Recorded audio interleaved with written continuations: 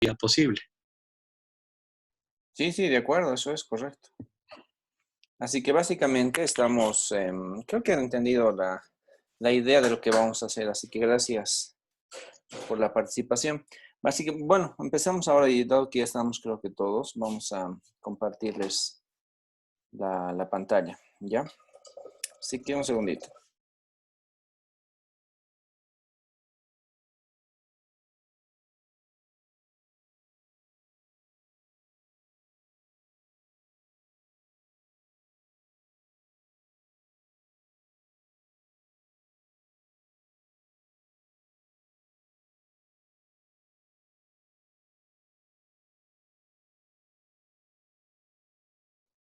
A ver, chicos, esta presentación que la ven ahora en la pantalla, bueno, corresponde principalmente al caso 2010, ya que es la versión anterior.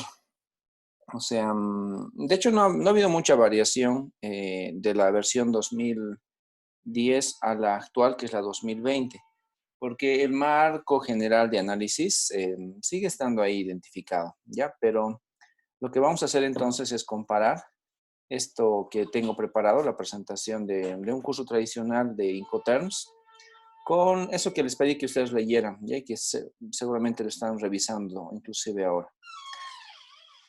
A ver, igual voy a aprender, voy a poner ahí disponible el otro documento que les pedí y que justamente hace referencia al 2020, así que tengo a mano ese para que lo vayamos revisando.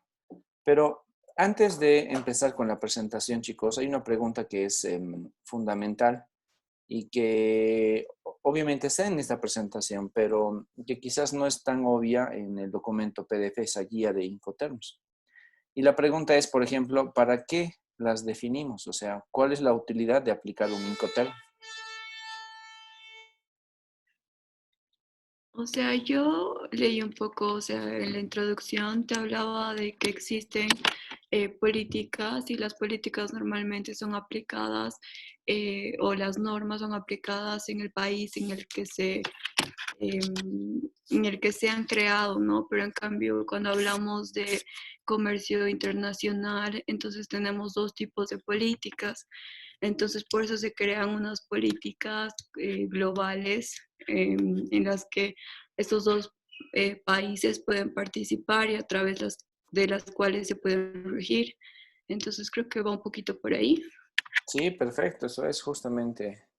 Gracias, Nicole. Otra vez, otro puntito para Nicole.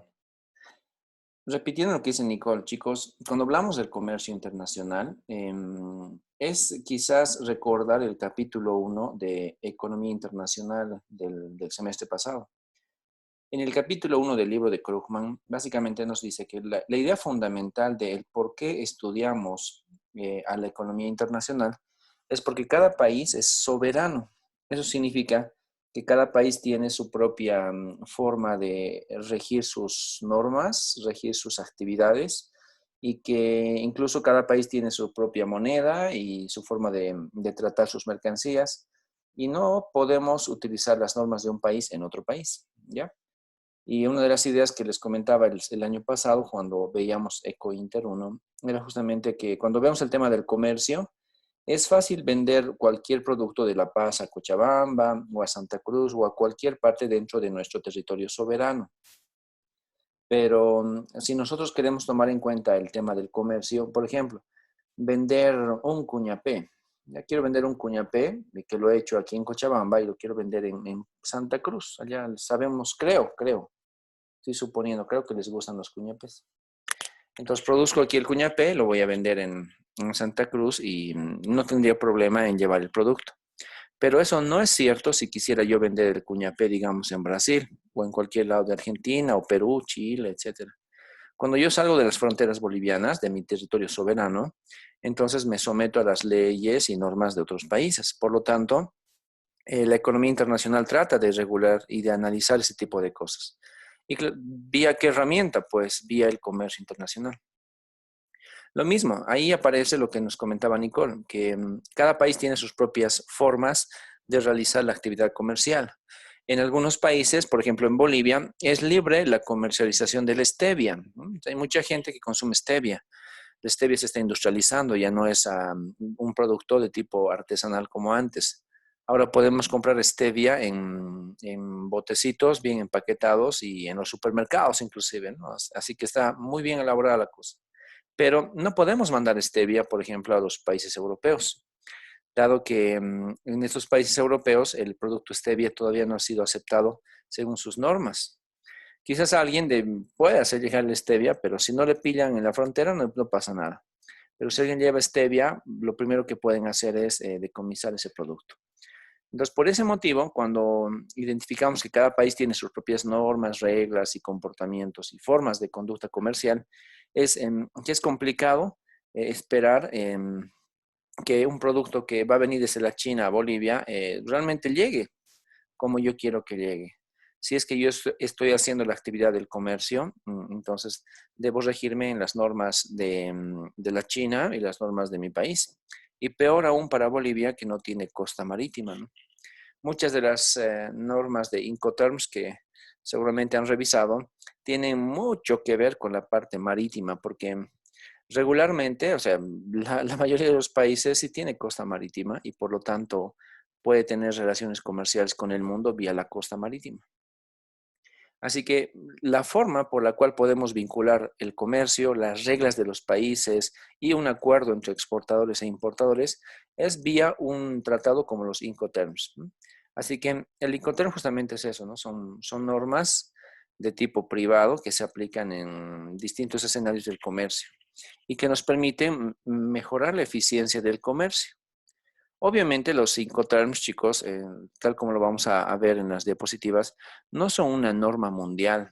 Ya no los aplica a alguien como para que identifiquemos que sea una norma mundial y que todos los países tienen que aplicar, sino que más bien es un escenario donde los miembros que están participando en el comercio internacional, me refiero a compradores y vendedores, están dispuestos a admitirlo, ¿ya?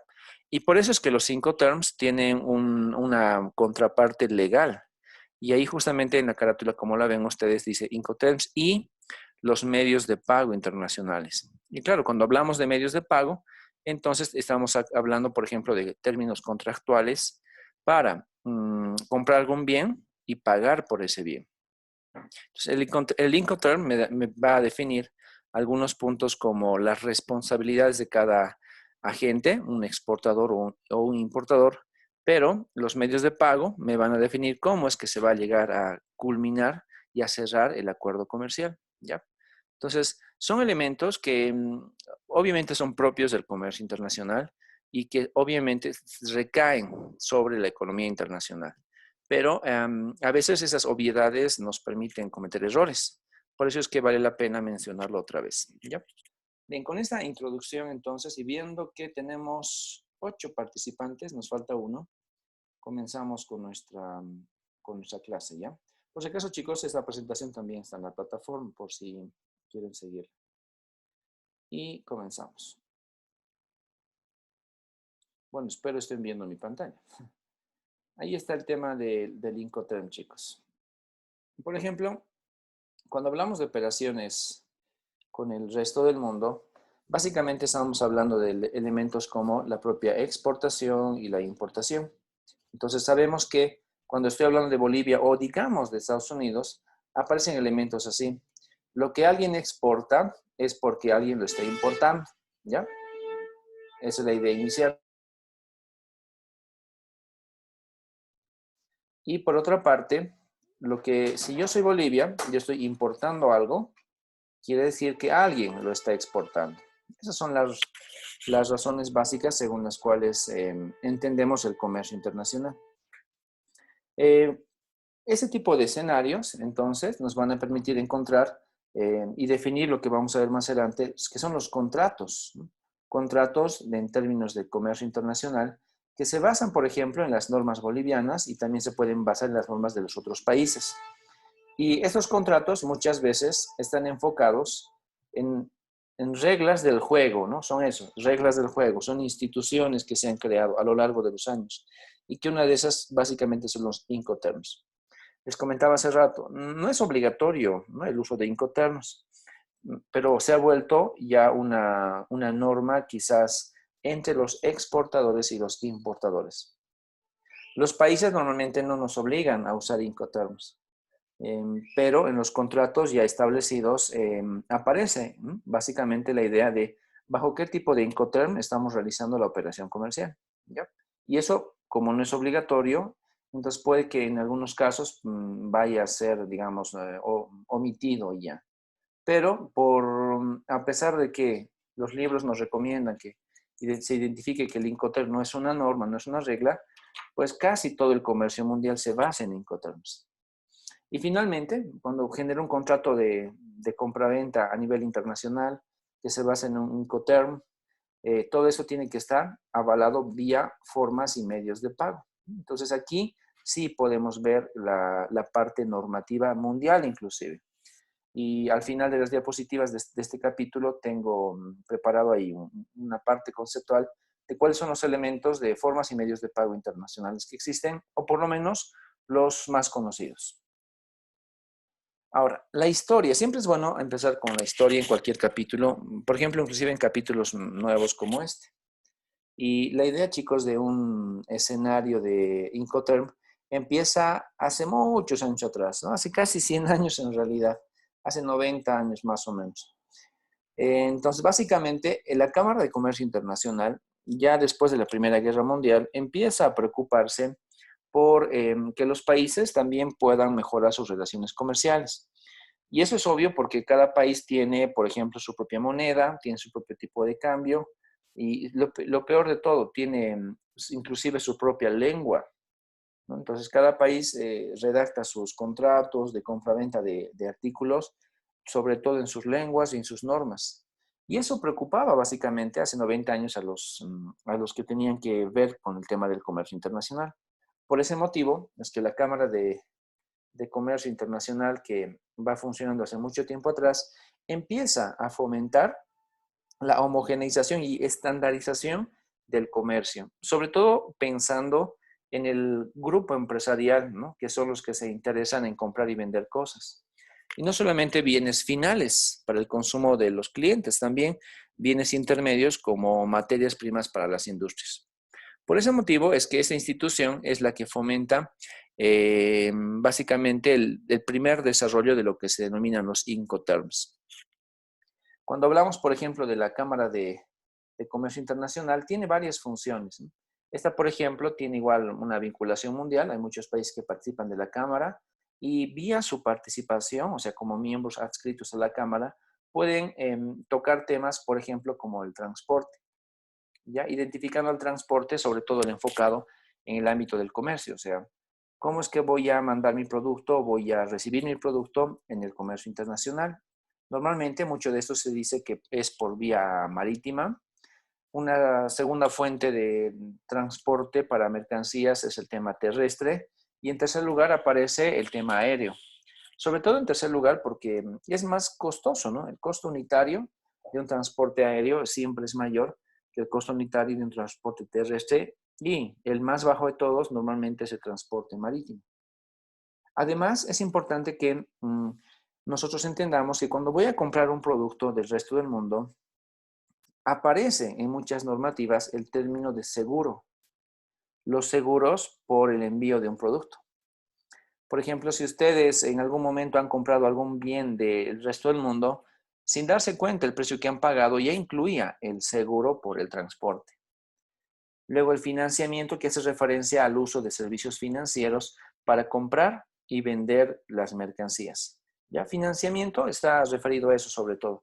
No es que vamos a buscar fuentes para que nos financien nuestras export e importaciones, sino que el financiamiento hace referencia a cuál es el medio de pago con el cual básicamente los agentes económicos, los exportadores, los importadores, las empresas en general, cómo es que estos logran pagar.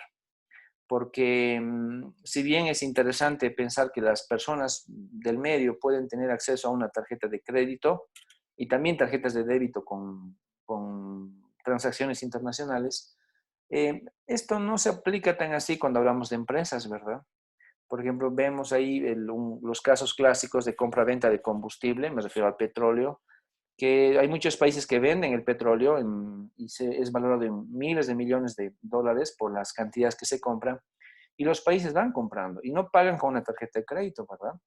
Pagan con otros instrumentos. Lo mismo, en el caso de empresas como la empresa nacional de la taquiña, por ejemplo, ¿no? Conocemos la empresa taquiña, sabemos que el producto que genera necesita algunos insumos, como por ejemplo las latas. Y si esas latas, para el producto de la taquiña, si esas latas no se las produce dentro de Cochabamba, entonces habría que comprarlas de algún lugar. Imaginemos que tampoco se las produce ni en Santa Cruz ni en La Paz. Entonces tendríamos que importar esas latas.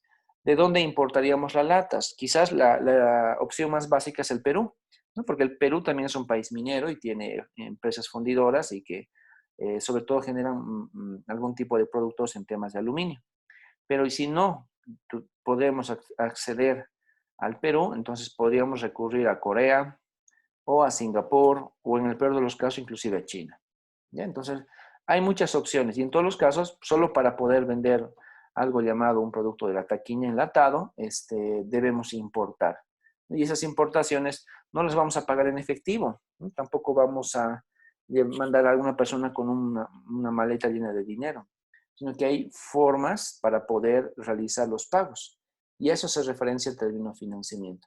Y luego el punto final, ¿no? La compra-venta, es que cómo realmente los agentes económicos están lidiando entre sí y cómo es que esos agentes económicos están acordando las relaciones comerciales. Entonces, básicamente hay varios tipos de contratos, los cuales tenemos que analizar y más que analizar inclusive, tenemos que conocerlos.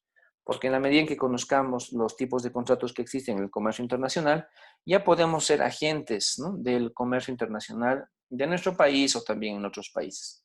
¿Ya? Esa es la idea. Entonces, la institución rectora y la que ha fomentado todo esto desde hace casi un siglo es la Cámara de Comercio Internacional. Una pregunta aquí. Sí, O sea, más o menos estamos viendo ahorita que la Cámara de Comercio Internacional, digamos, está más dirigida a lo que sería la parte jurídica, digamos, de las relaciones internacionales de comercio. Y más o menos lo que habíamos visto antes de la OMC era que básicamente ellos se limitan a solo ver la parte, digamos, de los aranceles, digamos. Pero entre esas dos instituciones hay algún tipo de relación, digamos, o de cooperación, porque no es que se enfoquen a lo mismo, pero de alguna forma sí se complementan. Entonces, no sé si es que hay sí, correcto. relación o mismos países miembros o por ahí. Sí, entiendo tu pregunta y es bastante, digamos, atinada, porque, como les decía, la Cámara de Comercio funciona hace 90 años, más menos años, pero casi un siglo atrás ya esta Cámara estaba funcionando, pero ¿a quiénes representan? Principalmente a empresarios situados a nivel internacional. No forman parte de esa Cámara de Comercio como socios directos los gobiernos, ¿ya? Esa es una primera diferencia. En cambio, cuando hablamos, por ejemplo, igual de hace un siglo atrás, los gobiernos no estaban preocupados por la relación comercial y por lo tanto los gobiernos no tenían ningún tipo de vinculación. Con el paso del tiempo, ya en los años posteriores a la Segunda Guerra Mundial, los gobiernos recién se preocupan por identificar una institución que les ayude a regular el comercio, pero para ese entonces la Cámara de Comercio Internacional ya estaba trabajando con sus propias actividades, su propia agenda, ¿no? Entonces, esta es más o menos es una diferenciación de nivel. La Cámara de Comercio es una entidad netamente empresarial, de tipo privada. En cambio, lo que en ese entonces estaban haciendo la Organización del Comercio Internacional era una instancia más de tipo nacional entre países, la cual obviamente regulaba, por ejemplo, temas normativos, los aranceles, que son temas normativos de cada país. Pero la Cámara de Comercio Internacional, desde un punto de vista más privado, se preocupaba por sus socios, ¿no? De cómo es que ellos pueden facilitar sus propias relaciones comerciales. No están, estas dos instituciones no están, digamos, como rivales, sino que más bien aparecen como complementarios. Y si bien la Organización del Comercio Internacional nunca nació, sobre todo cuando se la intentó crear el año 48, 47-48, pues simplemente se quedó como un acuerdo de aranceles. Acuérdense eso, recuerden lo que vimos antes. Ese acuerdo de aranceles es eminentemente entre países. Pues cada gobierno tiene algo que perder y algo que ganar en términos de aranceles respecto a otros países. Pero la Cámara de Comercio Internacional sigue trabajando respetando las normas, ya porque no influye las normas, las respeta. Y todo lo que hicieron los del GATT simplemente eran normas grandes y la Cámara y los miembros de la Cámara obedecían básicamente este tipo de escenarios. Muchos años después, la Cámara siguió funcionando, ya no dejó de funcionar. Los empresarios siguieron siendo su objeto, su sujeto de análisis y siguieron trabajando, velando por el comercio internacional, pero desde el punto de vista empresarial. En cambio, el GATT luego evolucionó a volver en la OMC, ¿no? Y la OMC sigue siendo una instancia de tipo país, ¿no? Donde los miembros son países. En cambio, la Cámara principalmente se preocupa por los empresarios, a pesar de que tiene, claro, vinculación con muchos países. Al final de cuentas, son, por ejemplo, dos tipos de instituciones donde cada actor es diferente también. Es algo muy parecido al hecho de lo que vivimos aquí en nuestro país. Nosotros sabemos que Bolivia forma parte del Mercosur, ¿ya? Entonces el Mercosur es un mercado común que involucra países. Y seguramente en este Mercosur lo que se piensa hacer es hablar sobre políticas entre los países, ¿no? Políticas de tipo arancelario, políticas de migración, políticas de educación, inclusive políticas de salud. Pero aparece también, hay otro tipo de grupos empresariales que puede ser una cámara empresarial del sur, me estoy inventando un nombre. Y en esta cámara de empresas o de instituciones del sur pueden estar solamente hablando quizás sobre temas comerciales, ¿ya? Entonces, las cámaras están vinculadas normalmente como brazos operativos. En cambio, las organizaciones internacionales, donde los que participan son autoridades, esos están viendo principalmente temas normativos. Ya es una complementación de instituciones. ¿Cachai? Sí, súper, gracias, Lisa. No, de nada. Ok, entonces aquí vemos la cámara, ¿ya? Que es la que fomenta sobre todo el tema de los Incoterms. Y como les comentaba, hay elementos que nos interesa tocar. Y si ustedes, por ejemplo, en el futuro quieren o van a tener algún tipo de actividad sobre el comercio internacional, les va a interesar conocer sobre ese tipo de contratos. Ejemplo número 1. En Bolivia, al tener un problema de enclaustramiento marítimo, sabe que le va a comprar productos a la China. Y es más, así lo hemos hecho por mucho tiempo. Inclusive ahora, chicos, con eso de la cuarentena, los productos que estamos comprando, como los barbijos, vienen de la China. ¿Ya? Entonces, suena medio contradictorio que de ahí venga la enfermedad y luego también vengan los utensilios para curarnos, o cuidarnos, mejor dicho, para cuidarnos de la enfermedad, pero vienen pues de la China y ni modo. Pero cuando los barbijos, chicos, vienen de la China, tienen que pasar por Chile, llegan a nuestra frontera y de la frontera boliviana con Chile, luego tienen que llegar hacia los mercados. Entonces, un primer problema ahí aparente respecto al punto número 1 es eminentemente el término de transporte.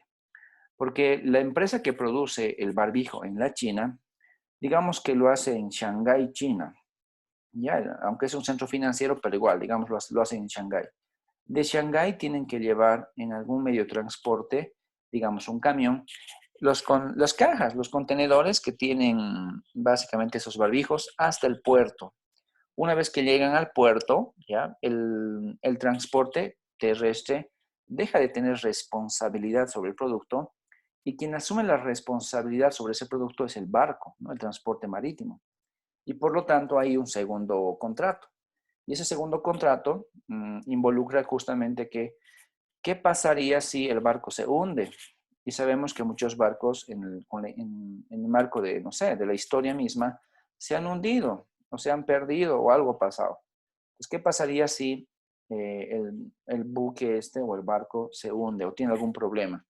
Automáticamente perderíamos nuestra mercancía.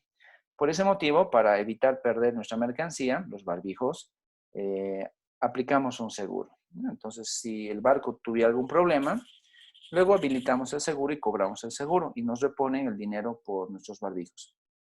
Pero si todo sale bien, ¿no? Entonces el barco llega al puerto chileno, digamos a Iquique o algún lugar de estos. Una vez que desembarcan nuestras cajas de barbijos que estamos importando, llegan otra vez al terreno terrestre, ¿no? A un transporte terrestre. Y otro camión que está ahí en el puerto de Arica tiene que subir las cajas al propio camión o todo el contenedor y embarcarse rumbo, ¿no? A la frontera con Bolivia. Entonces, ¿quién asume la responsabilidad de eso? El camión, el tercer transporte. Y ese tercer transporte, el camión, tiene muchos problemas. Realmente lleva la peor parte de todas. Imagínense, chicos, ¿qué pasaría si ese camión, al momento de traer productos a nuestro nombre, con nuestro NIT y con nuestra factura y demás, si ese camión tiene algún problema con productos ilícitos? Automáticamente tenemos el problema también nosotros, ¿verdad? Porque estamos apareciendo ahí como contratistas del camión. Y no solamente el camión, también a quien ha contratado el camión. O sea, hay muchos problemas ligados hacia el transporte. Es lo más pesado en términos legales. Pero suponiendo que todo va bien, el camión con los barbijos sale del puerto chileno, llega a la frontera de nuestro país y pasa por la aduana.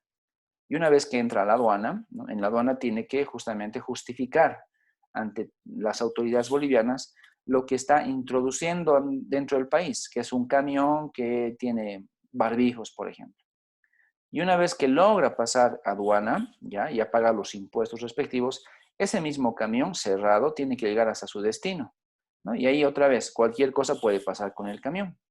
Si fuera un producto perecedero, ¿no? Que se echa a perder, y aparece un bloqueo de caminos como los que estamos acostumbrados en nuestro país, en el altiplano principalmente, el camión se para y nuestro producto perecedero, pues ni modo, perece. ¿Y qué ha pasado con nuestro producto? Pues lo hemos perdido. Ahí otra vez aparece la necesidad de tener un seguro. ¿Ya? Entonces, miren, tengo 3 seguros solo ligados al transporte.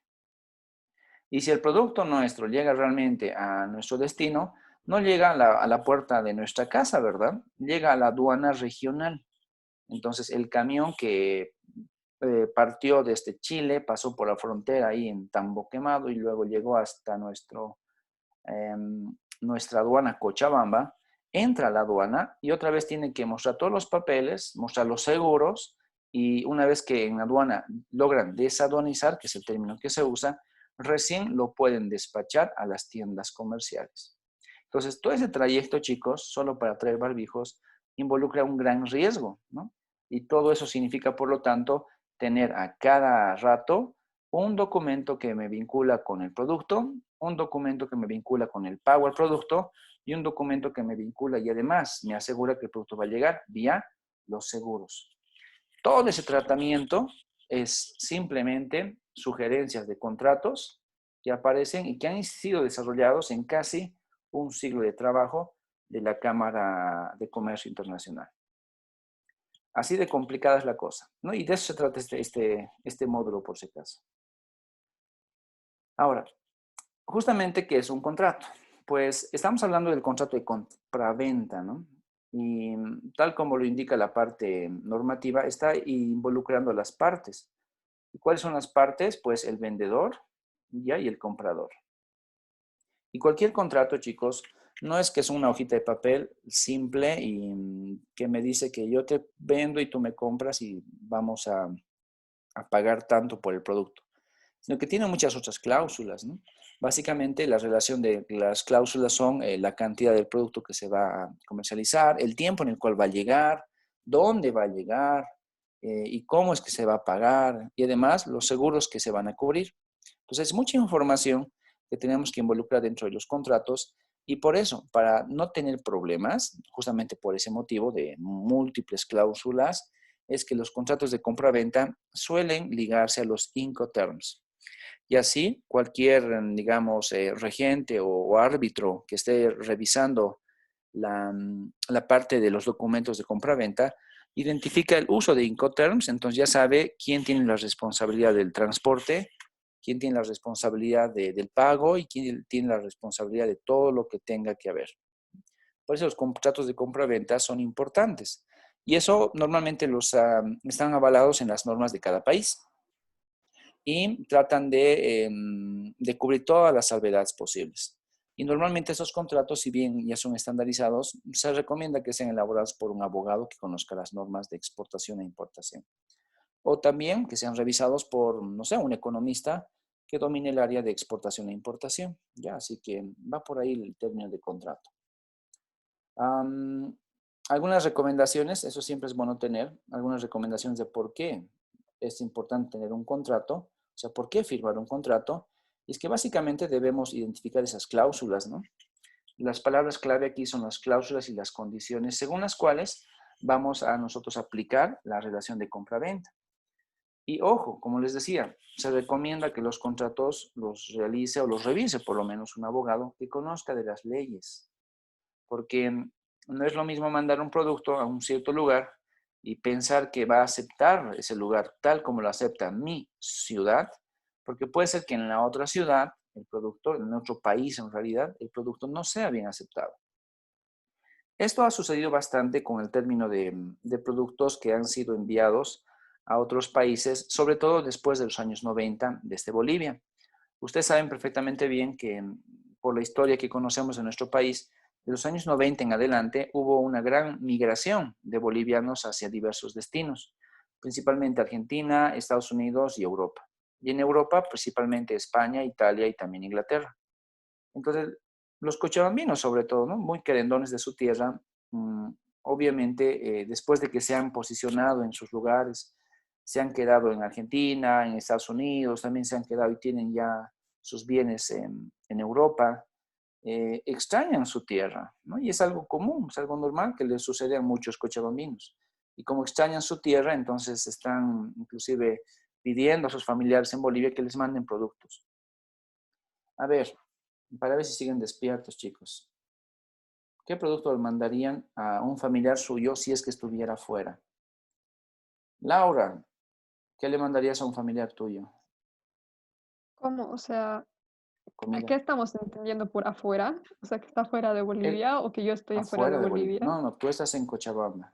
Tu familiar, no Ya, importa quién, está afuera, ya sea Estados Unidos, Argentina o algún país europeo.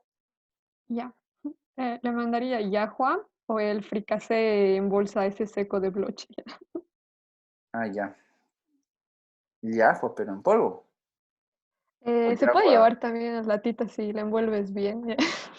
Bien, Digo, o sea, gracias, Laura. No, bien, interesante. Abigail, ¿qué le mandarías a un compatriota nuestro en otro país, no importa en cuál? Yo creo que Tunta, Ah, ya. Chuño. Sí, chuño, tunta. em, Ujú. Hay una sopa super saize. No, no, no creo que eso no es sopa. Hay una sopa, dice que es súper conocida Chairo, que tiene Chuño. chairo. Chairo. Y hay como que en polvo, ¿no? Ah, sí, wow. No sabía su palabra que no. Bien, pero sí hay. Sí. Ya, gracias, Abigail. Francisco, Yo creo que lo que mandaría serían básicamente ajíes, ya. que en general es lo que más extrañan los extranjeros. Ujú. Em, Tal vez, no sé, o sea, cosas regionales, no sé. Si mi hermana se llevaba, no sé, api y ese tipo de cosas. Yo Ah, siempre ya. pedía que se lo llevemos. Singani, eventualmente, Oh, Singani, claro. Típico boliviano. ese tipo de cosas. Ya, gracias. Natalia, Yo les mandaría puñapés y ya, salteñas ñapés congeladas. y salteñas congeladas. Ok, gracias. Nicolás, Yo estaba pensando igual en el Singani y han dicho algunas cosas, buñuelos tal vez, ya ya. que yo estaba pensando en salteñas y tal vez algo para hacer yajo igual sería bueno. Locoto. Complicado que hagan, pero ¿no? Sí, ¿dónde lo harían? Gracias, Nicolás. Nicole, Nicole.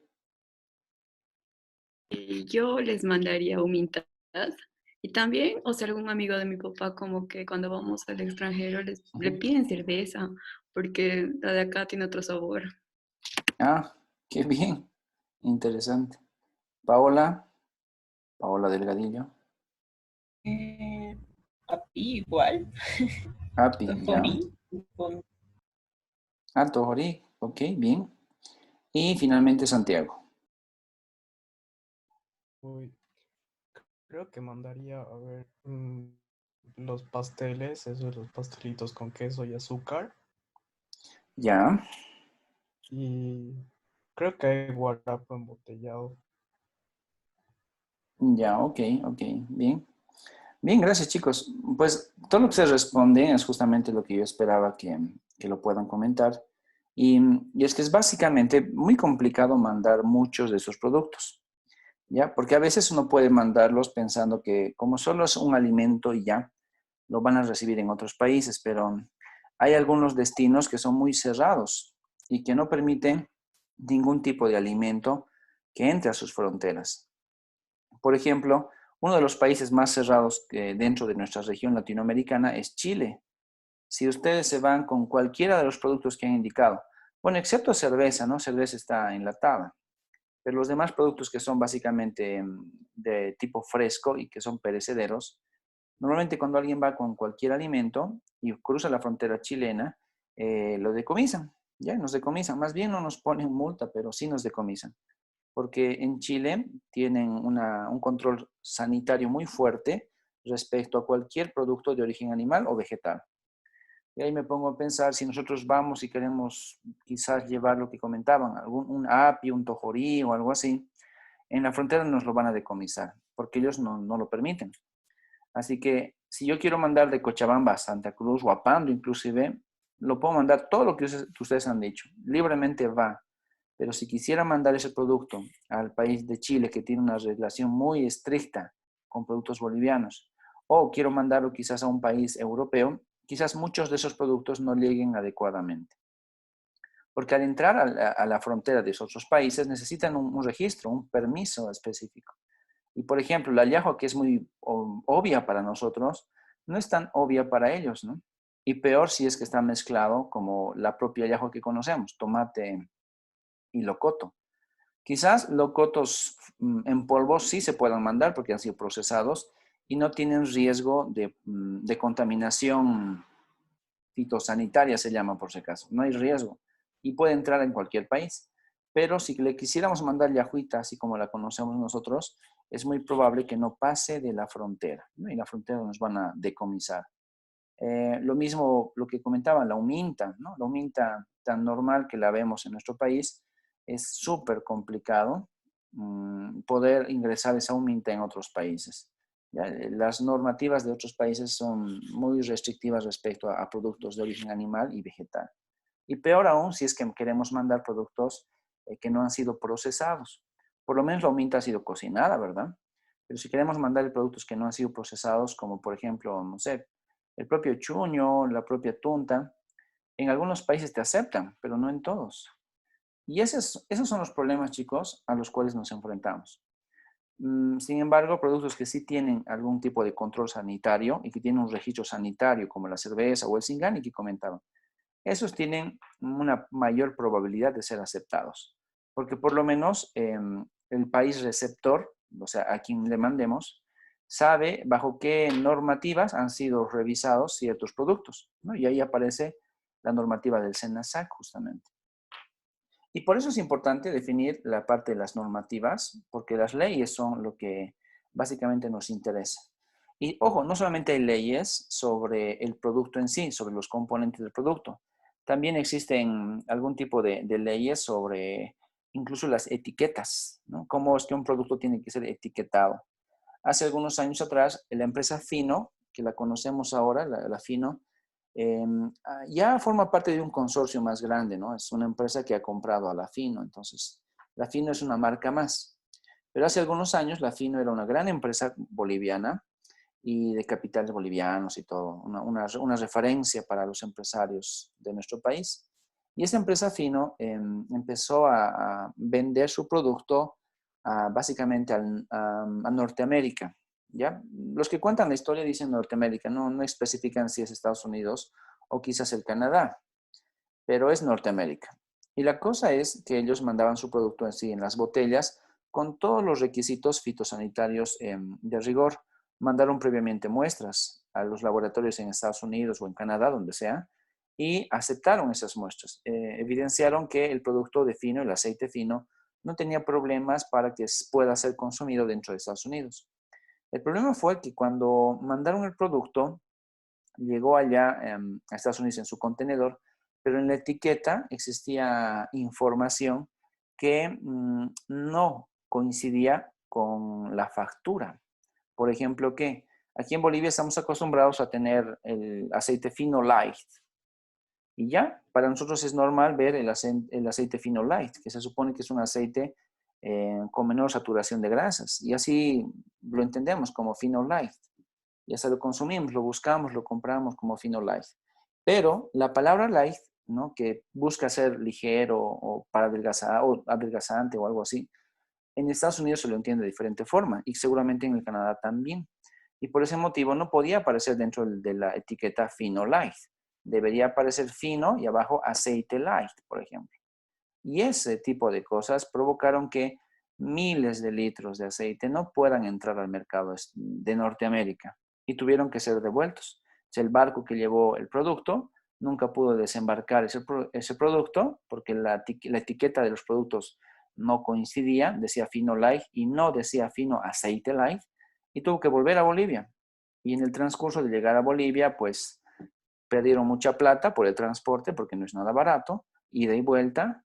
Volvió a nuestro país, tuvieron que cambiar todas las etiquetas, todas las cajas y recién volver a mandar el producto, ¿no? Entonces, como una norma que es el etiquetado puede provocar distorsiones fuertes respecto al comercio.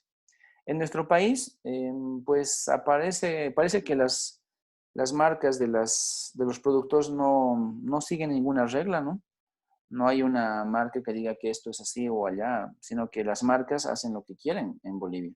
Pero en otros países tienen reglas, ¿no? Que la información tiene que venir de tal tamaño, de tal color, tiene que ser legible, no tiene que haber letra chiquita, tiene que mostrar sus respectivos registros sanitarios, ¿no? Y es información válida en otros países. Aquí en Bolivia muy poco se revisa eso, pero ojo, existen. Y eso es importante para ustedes, ¿no? Para que entendamos bien de qué se trata.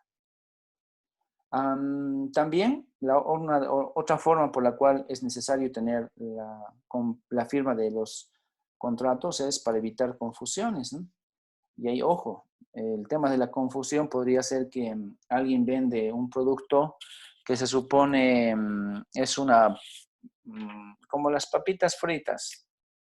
¿Ustedes, chicos, han comido papitas fritas últimamente? Esas hojuelas de papitas fritas. Sí. ¿Y cuáles les gustan? Natalia, ¿cuál te gusta? Uy, es una bolsa verde, creo que es sabroso o algo así. Esas No, compran en mi casa. Ya, nos compró tú. Nicole, ¿cuál compras tú o cuál te acuerdas? Ay, no me acuerdo ninguna marca, la verdad es que no soy muy selectiva en papitas, como de todo. Con que sea papita basta. Sí.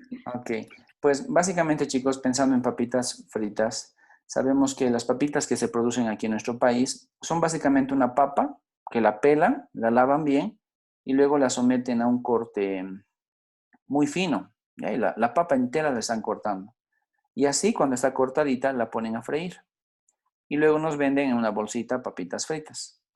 Pero si nos ponemos a pensar en cómo venden las papas uniformes en otros países, como las Pringles, por ejemplo, sabemos que esas Pringles son diferentes, ¿no?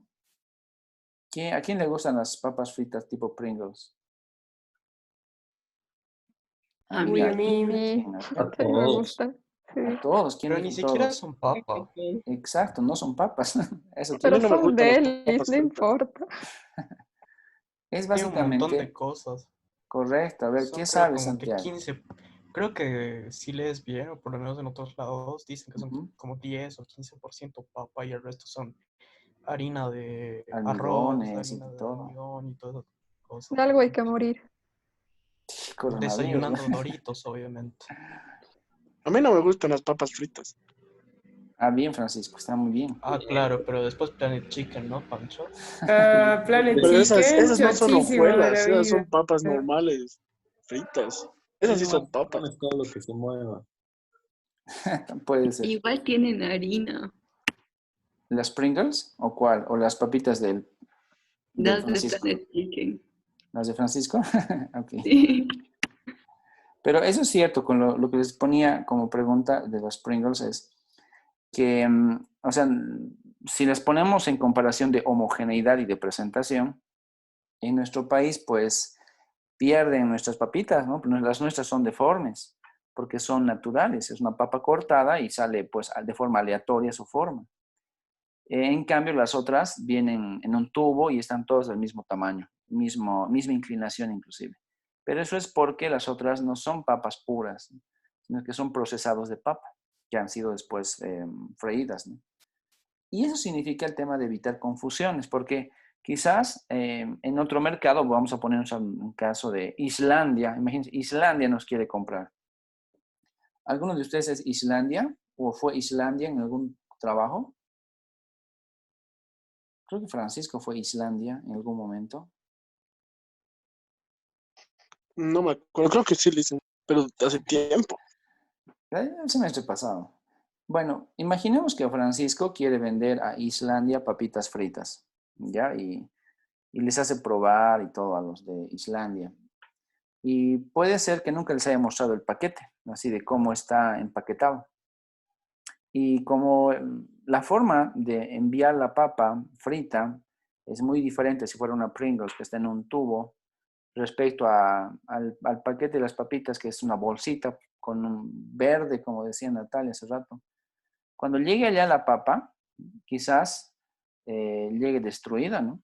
Porque que salga desde Bolivia, llegue hasta el puerto, viaje por todo el Atlántico hasta Islandia, llegue a Islandia, saquen las cajas de papas y luego las distribuyan, podría provocar que esas bolsitas que traen o que llevan la papa boliviana se vean así, naturalmente destruidas, ¿no? Por todo el trajín que tienen. Que no es lo mismo que enviarlas en los paquetes de tipo Pringles, ¿no? Que son esos tubos duros y que están protegiendo a la papa de una manera muy adecuada. Entonces, cuando llegue la papa frita a Islandia y vean que no es lo que ellos esperaban porque Francisco les llevó papitas fritas bien hechas, aunque él no las come, pero llegaron las papas en gran cantidad y todas vueltas puré, obviamente eso significaría una demanda contra Francisco, ¿no? Los de Islandia le pueden demandar porque hay una gran confusión respecto al producto. Y ese tipo de cosas aparecen y a veces son más frecuentes de las que uno se imagina. Y de ahí viene que es bueno firmar un contrato porque nos da garantías. Y ojo, no solamente son garantías del hecho de que me ofreció papas que están muy bien elaboradas y son redonditas y me mandó puré, o también puede haber problemas por incumplimientos, ¿no? De que a veces se supone que el producto va a llegar en un mes, pero pasó el mes y el producto pero sigue en el puerto y nunca llegó al destino. Ese tipo de cosas son necesarias, ¿no? Y claro, son obvias para nosotros porque en el sentido de comercio sabemos que se deben firmar contratos, pero no son tan obvias para todo el mundo. Por eso es que es bueno recordarlas. Algunos elementos que cualquier persona debe tomar en cuenta al momento de firmar un contrato son estos, lo vamos a pasar rápido. Son elementos básicos sobre precios, entregas, garantías, domicilios, jurisdicciones, ¿no? O sea, desde dónde estoy mandando el producto para la exportación y demás. Son elementos que sí o sí debemos tomarlos en cuenta. También algún tipo de elementos sobre quién es el vendedor y quién es el comprador.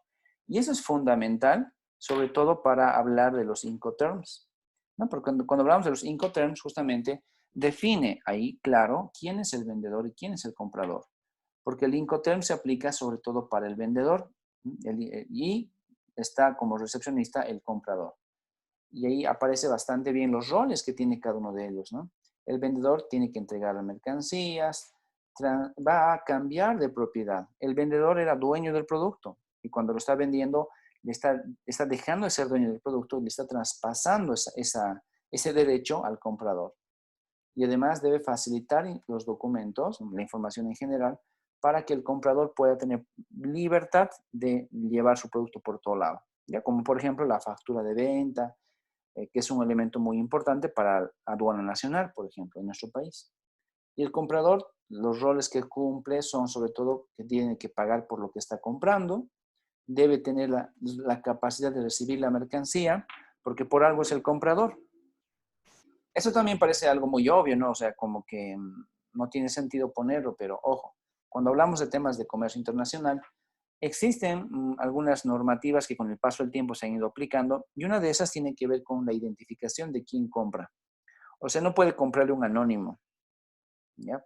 No puedo decir, yo quiero comprar, no sé, cualquier cosa y póngalo el nombre del comprador anónimo. Pues no. Según las normas internacionales, tiene que haber alguien quien aparezca como comprador. Y por eso es que tiene que tener la capacidad de recibir la mercancía, de firmar porque está recibiendo la mercancía. Y así tanto el vendedor como el comprador, claro, se liberan de problemas, ya sabemos quién es el nuevo dueño y además evitamos lo que se viene tratando de pelear desde el año 2001, ¿no? Se evita problemas de financiamiento al terrorismo sobre todo y temas de contrabando. Y además, el comprador, bueno, respeta los términos pactados en los contratos. Esas son las ideas fundamentales por las cuales ustedes tienen que entender que un contrato es un documento muy útil y que sí o sí se lo tiene que aplicar. Bueno, algunos elementos que estos ya son menores en realidad, como debemos definir las fechas de pago, debemos definir el medio del pago y debemos definir, por ejemplo, los plazos del pago. Son elementos básicos, ¿no? O sea, que uno cuando compra algún producto se supone que no lo voy a pagar todo ahora porque es una opción, pero yo puedo suponer que le voy a pagar un adelanto, por ejemplo. No es una regla, pero es básicamente algo que cualquiera podría aplicar. Yo te voy a comprar, digamos, tal cantidad de productos, de papas fritas, pero te voy a pagar ahora la mitad y cuando llegue el resto te pago la otra mitad. Ya esa es una forma de definición de plazos y fechas sobre todo. Y además, un gran problema que aparece y que muchos bolivianos tuvieron es, ok, yo te voy a pagar el producto siempre y cuando llegue en el plazo convenido. Pero si el plazo convenido se ve violado y en vez de que me des el producto en un mes, me lo das en 2 meses, pues mi pago va a ser diferido también. Te voy a pagar con una sanción. Así que ese tipo de cosas aparecen dentro de los contratos de compra-venta internacional. ¿Ya? Es bueno que lo sepan que existe, aunque por ahora todavía no estoy mostrando ningún tipo de contrato. Y los documentos, que son varios por si acaso. Hablar de documentos no es lo mismo que decir los documentos de inscripción a la universidad o mis documentos personales. En este caso son documentos de compraventa internacional. Y básicamente son, como lo indica esto, son testimonios materiales. Significa que son documentos que sirven para poder inclusive aplicar las leyes de los países sobre los tenedores de esos documentos. Por eso es muy importante que aquella persona que compra o vaya a vender algún producto en el comercio internacional, debe tener los documentos en orden, en regla y además avalados por sus propias normativas. Eso es muy importante. Es como si fuera quizás el carnet de identidad de una persona, equivalente a los documentos de compra-venta de sus mercancías. Son muy importantes ese tipo de escenarios. Y además, en países inclusive como Bolivia, los documentos se los puede digitalizar. Y cuando veamos la parte de la aduana, que es la siguiente unidad, en términos de aduana nacional, una de las normativas básicas de la aduana es que muchos de los documentos pueden ser digitalizados. Y eso se los digitaliza ya sea con un escáner o inclusive una fotografía de los smartphones. O sea, hay muchas aplicaciones de la aduana, por ejemplo, que sí permiten la digitalización de los documentos y con eso se evita que la persona que está comprando un producto, o sea, me refiero que está importando, vaya de aquí para allá con su grupo y su gran cúmulo de documentos. A veces uno los digitaliza al principio y solo los tiene guardados por si lo necesitan o porque, digamos, alguien le ha pedido. Caso contrario, los documentos digitalizados con código y como corresponde son de plena vigencia y son como si fueran declaraciones juradas. Hay dos tipos de documentos, según lo que vamos a hablar a partir de ahora. Son, por ejemplo, los de tipo financiero, ¿ya? Y también los de tipo comercial. Veamos cuáles más o menos nos aparecen como los documentos más básicos en realidad. Ahí están los financieros. ¿Por qué nos interesa hablar de esos documentos? Es que de alguna manera, cuando vemos el tema de una letra de cambio, estamos haciendo referencia a la capacidad de tenencia de una persona sobre una mercancía. Ya una letra de cambio es también un documento que le permite al tenedor exigir algo. Entonces, como yo tengo esta letra de cambio, yo puedo exigir sobre el objeto alguna propiedad a favor mío, porque eso está definido en la letra de cambio.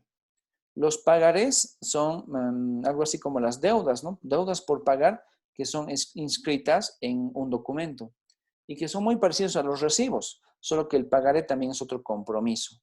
El tenedor del pagaré tiene ahí la exigibilidad de cobrar algo y por lo tanto el pagaré es muy relevante para nosotros. No hay mucha diferencia entre pagaré y recibo, pero dependiendo del país se utilizan quizás la denominación de pagaré y el recibo simplemente sirve como una constancia de que se ha entregado el producto. En Bolivia, aquí en nuestro país, no se aplica mucho el pagaré más bien. Sobre todo se aplica el tema del recibo y luego la factura. ¿Ya? Entonces, dependiendo del país en el cual uno esté realizando la actividad comercial, va a tener que entender cuál es la denominación de cada tipo de documento. Y vales, los vales. Pues en nuestro país no hay muchos vales, ¿no? Con suerte encontramos algunos vales, pero muy escasos en la relación comercial local. Pero en la relación comercial internacional el término vale es muy, muy usado también. Quizás no tanto en Bolivia, pero es muy probable que sí en otros países.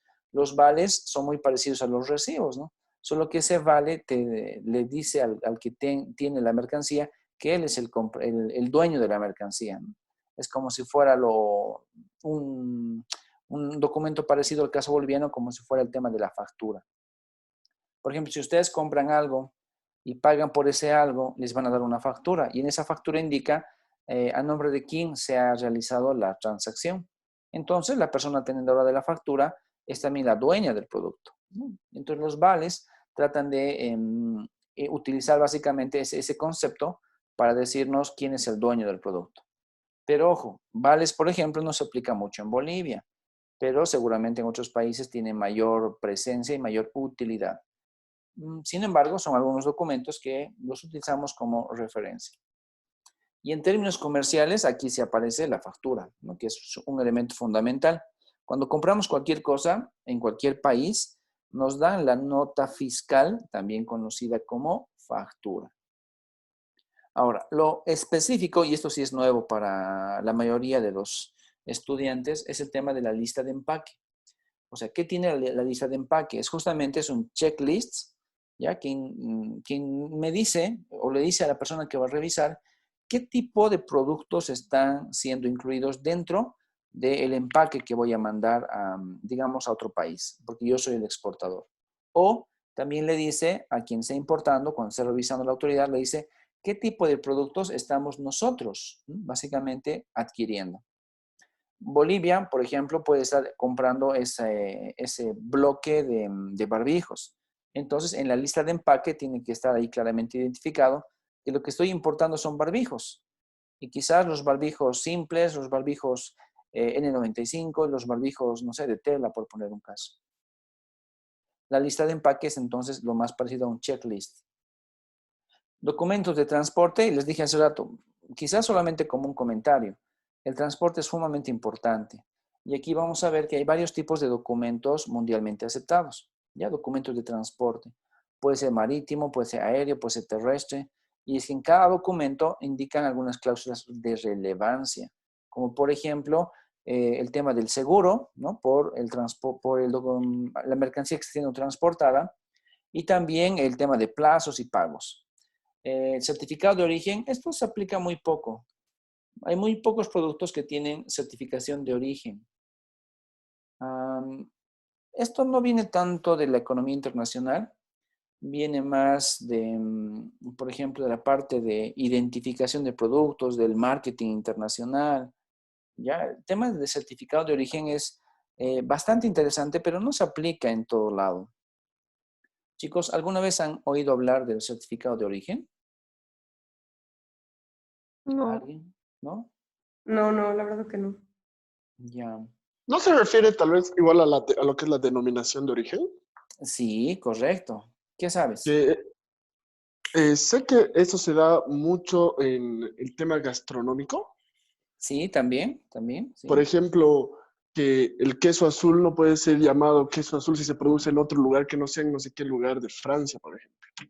El champán en Francia solo se produce ahí, ¿no? El champán en la localidad de Champagne también.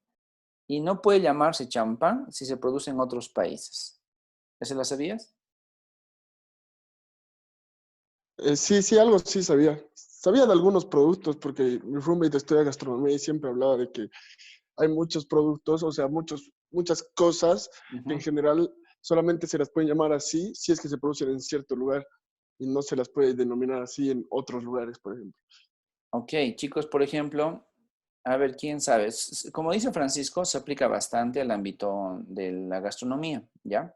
Y como parte de la gastronomía también está el tema de los licores. Y quizás donde más se conoce el término de origen es en los licores. Por eso les ponía un ejemplo, que el champán es básicamente esa bebida que se origina en Francia en la localidad llamada Champagne. Bien, entonces, champán se produce en champán y se llama champán, punto. Pero ¿qué pasaría si nosotros los bolivianos, que en Tarija tenemos viñedos, quisiéramos hacer champán? ¿Ya? Pues por la Se llama, denominación de origen no podemos. Laura, dime. que creo que se llama vino espumante o vino rosa, algo así le han puesto, porque creo que Sí, ya hacen, pero no le pueden poner champán exactamente. correcto, no le pueden poner el nombre de champán. A ver, el whisky, ¿de dónde viene el whisky, chicos? Luisa, pero ¿podría explicar qué es certificado de seguro? Ah, me pasé. El certificado de seguro es, a ver, voy a utilizar el ejemplo que habíamos visto antes respecto a los seguros que podemos contratar. Cuando alguien contrata un seguro, te da un documento, ¿ya? Entonces yo, por ejemplo, tengo mi seguro, digamos un seguro de vida. Y por el seguro de vida que yo pago una prima y demás, me dan un documento. Y yo sé que en algún momento ustedes han estudiado términos de seguros y hemos discutido en algún momento el término del SOAT, que es otro seguro, y por lo cual nosotros pagamos por el SOAT y nos dan un documento. Entonces, ese documento que avala que has comprado un seguro es el certificado de seguro. Ya es un término, digamos, muy ambiguo porque no me dice qué tipo de seguro. Solo me dice que un documento que quien está exportando o importando tiene que utilizar es su seguro. No puedes export o importar sin seguros. ¿Ya? Recuerden eso del barco que se puede hundir o el camión que le puede pasar cualquier cosa, necesita un seguro. Y eso es seguro. Pero lo otro es más propio del comercio internacional, el término de origen. ¿Ya? Entonces les preguntaba, chicos, cuando hablamos de origen, básicamente hay muy pocos productos que tienen un certificado de origen y por lo tanto eso sí se respeta como una norma en el comercio internacional. Les preguntaba, ¿quién sabe de dónde se produce el whisky? En Escocia, en Irlanda, Sol, originalmente. originalmente. Y si producimos el whisky en otros lugares, ya no se puede llamar whisky, ¿verdad? No, creo que en Estados Unidos le llaman bourbon. Bourbon, correcto. Su whisky. Exactamente. Entonces, eso, por ejemplo, es una limitación del comercio internacional. Imagínense que en Bolivia se nos ocurre producir champán en Tarija y lo queremos vender al resto del mundo. Automáticamente pueden decomisar nuestro producto, solo por no conocer la denominación de origen. Lo mismo, si queremos producir whisky y queremos vender el whisky hecho en Bolivia, pero en cualquier otro lugar del mundo, automáticamente los escoceses nos demandan y hacen que todo nuestro producto sea decomisado. Ese certificado de origen es muy importante. Bolivia tiene algunos certificados de origen. ¿Alguien sabe de alguno?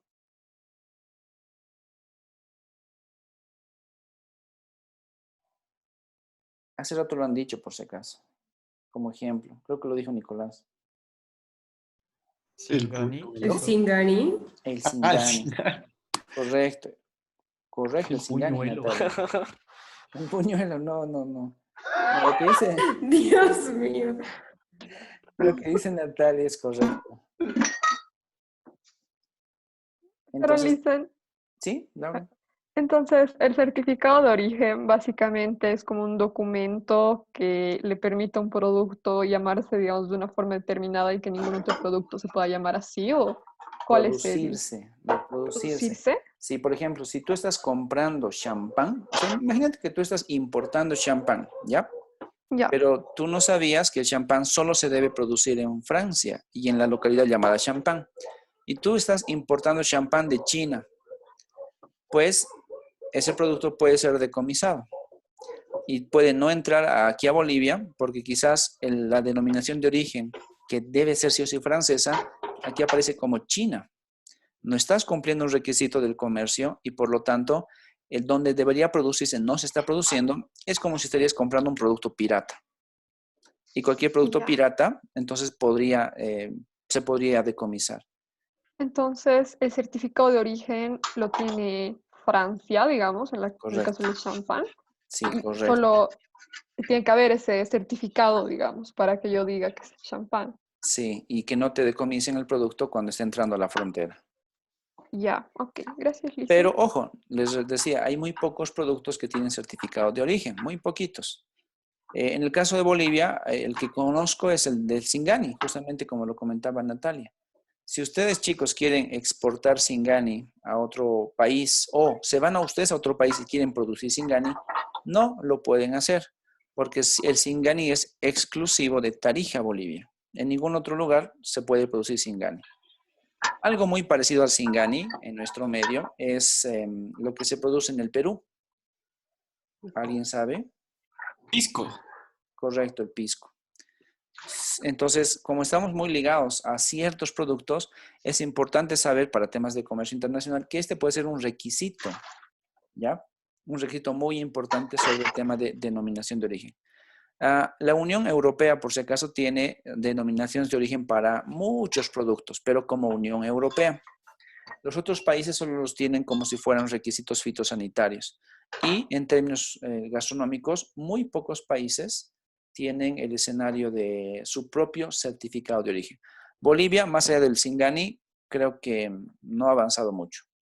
Son documentos entonces que son necesarios. Así que ojo, cuidado que alguien esté importando un producto y no se haya fijado que hay un certificado de origen y que estaría, por lo tanto, incumpliendo una norma internacional y estaría más o menos comprando piratería.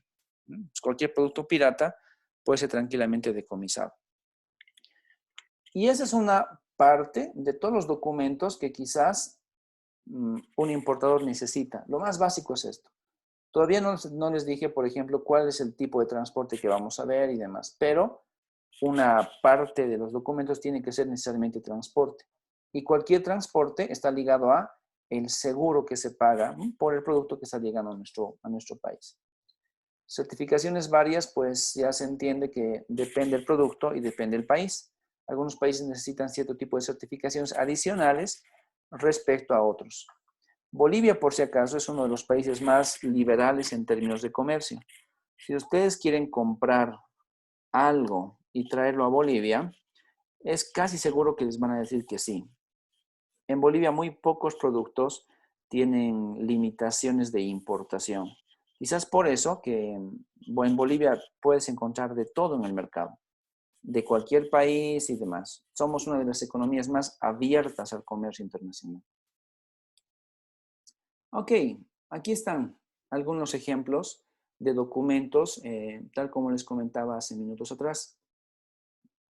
Esto es muy importante, chicos, en términos de la factura comercial, porque si bien no es un documento plenamente estandarizado, ¿ya? Sí tiene muchos elementos que los países tienen que indicar al momento de generar la relación del comercio internacional, como por ejemplo esto, ¿no? La empresa exportadora. Es importante saber quién está vendiendo el producto y obviamente los datos de la empresa exportadora.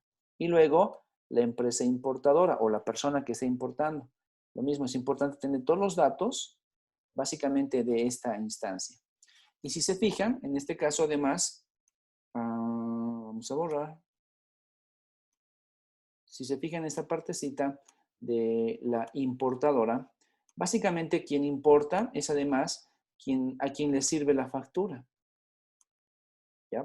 Pongámonos a pensar que nosotros vamos a importar, digamos, vehículos, y la empresa exportadora es la empresa Toyota de Japón, y la empresa importadora es Toyosa en Bolivia. Esta empresa importadora Toyosa, entonces, es a quien le llega el producto y tiene que definir la factura por ese bien. Si lo hace la empresa importadora, automáticamente esta paga el bien al producto de mercado, como tiene que ser en el comercio internacional, y luego le van a emitir a esta empresa, a la Toyosa, la factura comercial internacional. Y seguramente aquí dirá Toyosa y su NIT respectivo.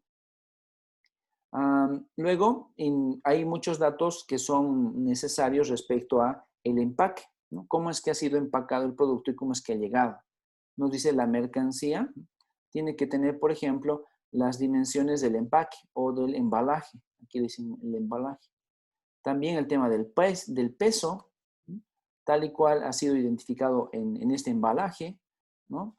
La marca y por qué vía llega. En este caso, el ejemplo que les pongo es una vía marítima, ¿no? Que es el caso de que llega, ha sido desarrollado en Brasil, el producto ha sido elaborado en Brasil y ha sido vendido en el Perú. Entonces, una exportación de Brasil a Perú, pero llegó por mar, por si acaso, o sea, dio la vuelta al continente. Esa es información que cualquier factura común y corriente no tiene y que por lo tanto forma parte de una factura comercial en términos internacionales. Y luego aquí abajo, esta parte final, efectivamente hace referencia al detalle del producto y miren, aquí está indicando bajo qué tipo de Incoterm está siendo comercializado. Y aquí nos dice eso, el Incoterm CFR. Entonces, las autoridades de la aduana, los que van a revisar la factura, ya tienen información que sí o sí cualquier factura debe tener, ya tienen la información sistematizada y simplemente se fijan en esto, ¿no? En términos de la parte del embalaje, luego los agentes económicos que forman parte del escenario, el producto que se está enviando vía, por ejemplo, las clasificaciones de productos y luego aquí el Incoterm. Aquí hay un término llamado partida arancelaria, ya que está por ahora en blanco.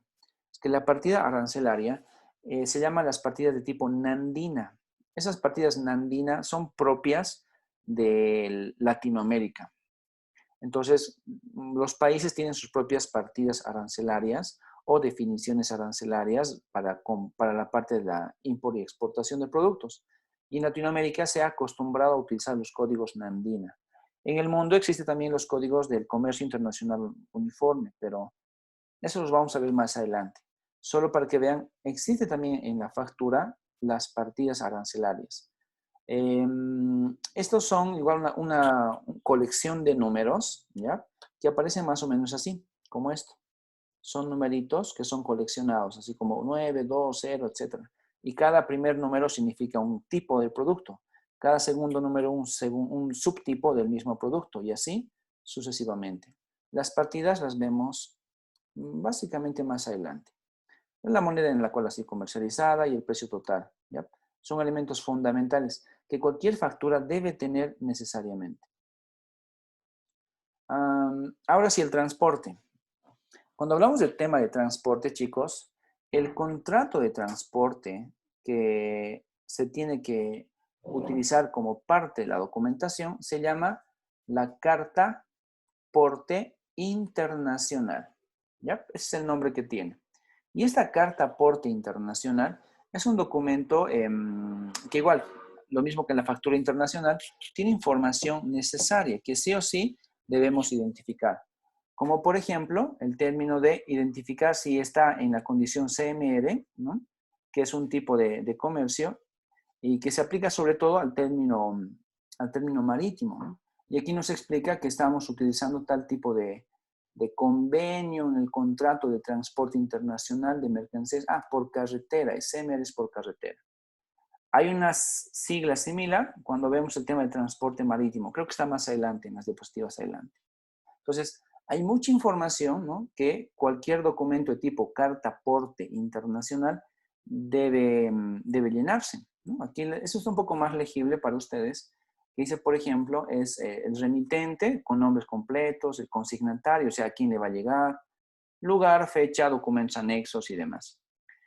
Si un transportista por carretera, según indica esta definición, ¿no? Ahí arriba, si un transportista quiere pasar de Chile a Bolivia, porque estamos comprando ahí nuestros barbijos y pasa obviamente por Chile el producto, si el transportista no tiene su carta aporte, pues tranquilamente puede perder la mercadería, ¿ya? Porque ese documento, como lo indica, es un documento de control para el términos de exportación e importación.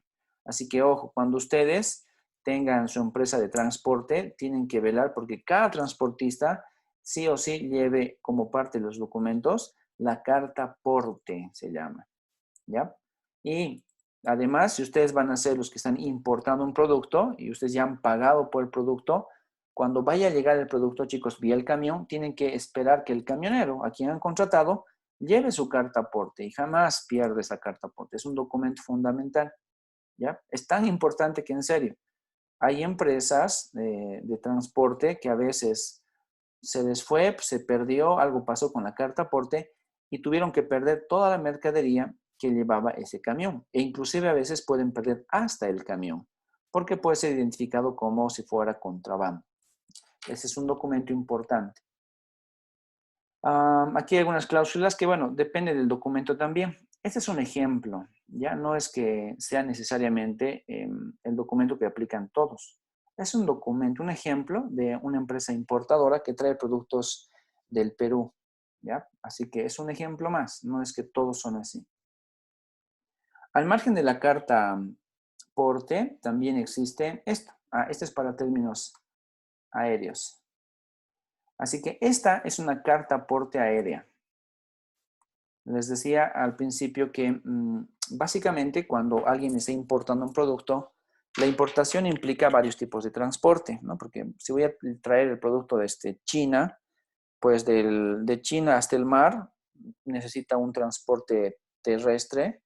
Del puerto de China hasta el puerto en Chile necesita un transporte marítimo. Y a veces, quizás a veces porque el transporte lo necesita o porque el producto es muy delicado, de Chile se embarca en avión y llega, por lo tanto, vía avión a nuestro país. Un ejemplo de cuando se utiliza la carta aporte aérea es con esto de los medicamentos, sobre todo para el tema de la pandemia. Ustedes saben perfectamente bien que son medicamentos sumamente urgentes y además sumamente delicados. Y por ese motivo, muchas empresas aéreas han estado trabajando, pero trayendo mercaderías. Y ese es un documento que esas empresas tienen que tener, ¿no? La carta aporte aérea. Y como verán, este es otro ejemplo de la empresa UPS. Aquí está el loguito. Y esta empresa es la que se encarga de llenar esta documentación. Entonces, de una forma muy similar a la del camión, la del camioncito que les ponía como ejemplo. En este caso, ¿ya? La empresa aérea, cuando llega al aeropuerto y se va hasta la parte de aduana, tiene que presentar su carta aporte aérea. Y aquí indica todos los datos de los productos que está trayendo de forma aérea. Y si cumple con todos los requisitos, pues automáticamente va a poder entrar libremente al escenario de nuestro país, ¿ya? Entonces, ojo, es muy importante saber qué documentos. ¿Ya? Aquí va la carta aporte típica y luego la carta aporte aérea. Ok, y aquí está la marítima. Esta podría ser como la carta aporte marítima en realidad, porque de forma muy parecida a las anteriores, está directamente relacionado hacia temas marítimos. ¿Ya? Esta es otra imagen de ejemplo que nos permite justamente entender que estamos hablando ahora de transporte marítimo. Entonces, fíjense cómo es que una misma mercancía, me refiero a los barbijos que estamos comprando de la China, necesita por lo menos dos tipos de cartas porte. Una carta porte terrestre que trae desde el puerto chileno hasta nuestro país y otra carta porte marítima, porque de la China hasta Chile normalmente podría llegar el producto en barco. Y si es muy necesario, pues recurrimos a la anterior, a esta, a la carta aporte aérea. Ahí van ejemplos de documentos que son específicos del comercio internacional. Y por algún lugar aparece también aquí el Incoterm. Bueno, no lo leo muy bien, la imagen se volvió distorsionada, pero también nos indica, por ejemplo, que hace referencia al tipo de Incoterm por el cual está siendo comercializada. Bueno, no la veo por ahora. Ahí está. Entonces, esos documentos, chicos, forman parte de los escenarios fundamentales que nadie tiene que olvidarse cuando quiere comprar un producto. Con esos documentos, además, alguien que está importando el producto va a poder pagar los impuestos necesarios, ¿no? Porque ahí indica qué tipo de producto es, cuál es el origen, cuál es el tamaño, el peso, etc. Y, por ejemplo, si nosotros tenemos un tratado de libre comercio con el Perú y estamos haciendo una importación de productos del Perú hacia Bolivia, entonces automáticamente con este tipo de documentos podemos liberarnos del pago arancelario. Pero si yo no tuviera ese tipo de acuerdo con el Perú y me voy con mi producto, entonces automáticamente con los documentos presentados y sabiendo que, que viene del Perú pero no tengo ningún convenio con ellos, pues las autoridades me aplican el impuesto respectivo. ¿Ya? Entonces son documentos que no solamente sirven para tenerlos archivados, también sirven para poder pagar los impuestos respectivos. En algún momento les pregunté el tema de los vehículos, ¿verdad? Cuando alguien importa un vehículo, chicos, en una clase previa hace mucho tiempo atrás, les decía, cuando alguien compra un vehículo, normalmente el vehículo al salir de otro país casi tiene la mitad del precio de venta con el cual compramos aquí en nuestro país. ¿Ya? O sea, nos ponemos a pensar en un auto común y corriente que puede costar, digamos, $20,000, 0 kilómetros y demás. Este auto tranquilamente puede costar 10 o 12 mil dólares fuera de las fronteras, o sea, sin llegar a nuestro puerto o a nuestra aduana en la frontera. Pero cuando llega a la aduana y después de entrar a la aduana han revisado sus documentos y saben que viene, digamos, del Japón ese producto, entonces le aplican un impuesto, el respectivo ICE y otros impuestos más, y el auto que valía 12,000 tranquilamente termina valiendo 18,000 o 20,000 dólares. Así que el origen es muy importante, por dónde entra es muy importante, y esos elementos se los ven con estos documentos. Ahora sí, dado que ya sabemos que los documentos son muy importantes, la clasificación de estos se debe a esto denominado los Incoterms. Básicamente hace referencia a Incoterms, a los términos de comercio internacional. ¿Ya? Eso significa para nosotros. Creo que les he dejado unas imágenes. Ahí están algunas imágenes. Esta es la idea, y además a lo cual llegó el razonamiento de los Incoterms en los últimos casi 100 años. Este es el Incoterms que se presenta en algunas publicaciones que se llama Incoterms 2000. ¿Y por qué 2000? Porque básicamente fue el año en el cual se hizo la revisión del Incoterm y se la publicó para que los importadores y exportadores lo puedan utilizar. Es un poco difícil encontrar imágenes sobre los Incoterms de los años 2000, ¿ya? O sea, realmente, chicos, el año 2000 hace tanto que pasó. Y en el año 2000, pues no había tanta difusión de documentos como lo hay ahora, vía el Internet sobre todo.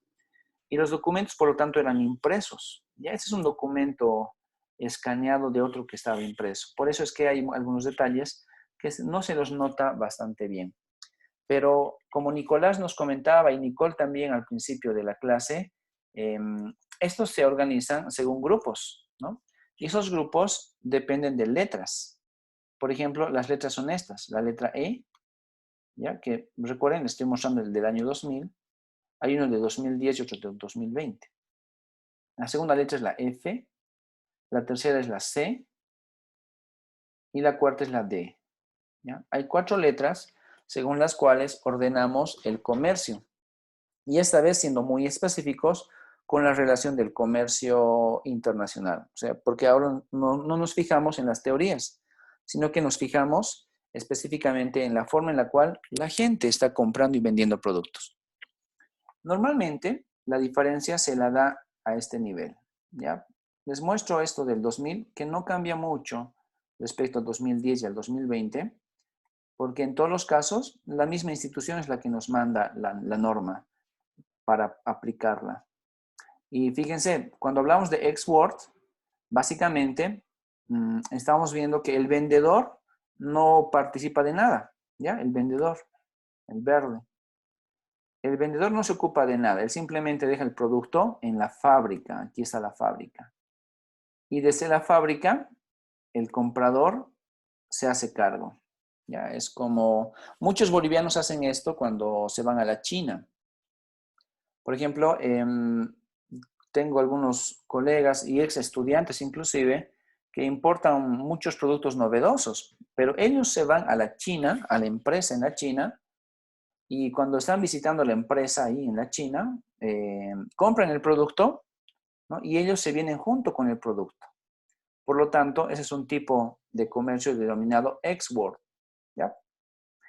Vean, la parte verde es el vendedor. El vendedor no hace nada porque le deja el producto en la puerta de la fábrica. Y quien hace todo es el anaranjadito, el comprador. El comprador se hace cargo de todo. ¿Qué es lo que va a hacer el comprador?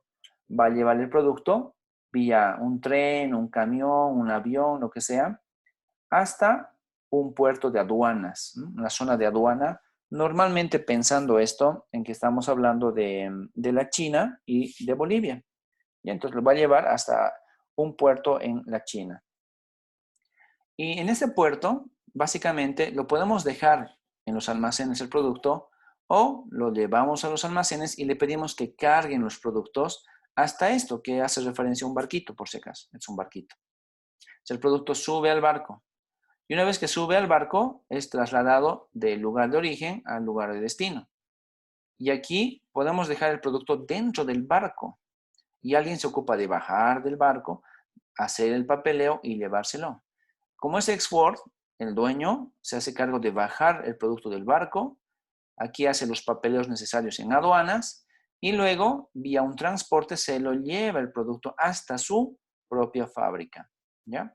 Entonces, el tema del contrato aquí no es tan necesario más allá de la compra-venta, porque el contrato se lo haría, digamos, en la China, a pesar de que el producto tiene que llegar hasta Bolivia. El producto implicaría, por lo tanto, que, el contrato implicaría solamente que el producto se lo entrega aquí y todo lo demás corre a riesgo del comprador.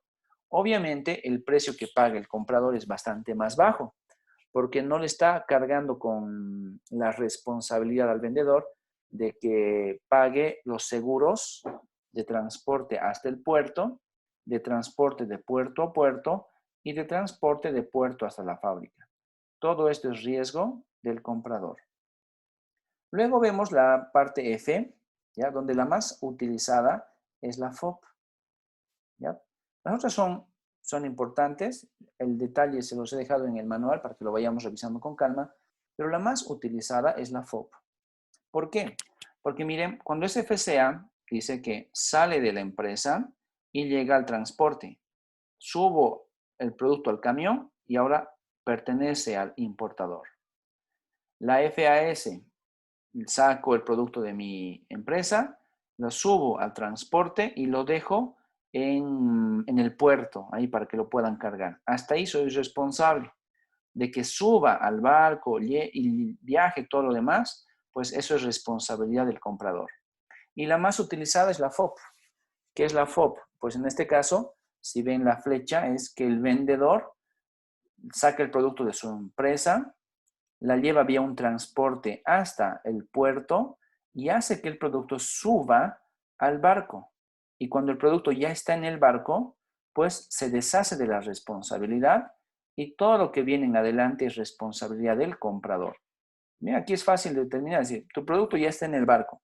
Le manda por WhatsApp una foto y ya está, listo. El producto está en el barco. Y esa es la que más se utiliza. Además, muchas personas indican que este elemento es bastante importante, el término FOB, porque nos está diciendo que ha dejado de pisar la tierra del otro país. Ha dejado el territorio chino. Ahora está dentro de un barco y este barco se va a ir por aguas internacionales hasta otro país. Deja de estar dentro de la jurisdicción china. Algunos más o menos tratan de explicarlo así, pero yo sé que ustedes ya lo han comprendido. Ya estamos en el barco con el producto. Así que la FOB quizás es uno de los que más utilizamos dentro de los documentos. ¿Ya? Las siguientes son las letras C. Ahora, Cuando hablamos de la letra C, nos dice que podemos utilizar, por ejemplo, el tipo de venta aérea y también con transporte aéreo y transporte marítimo, ¿ya?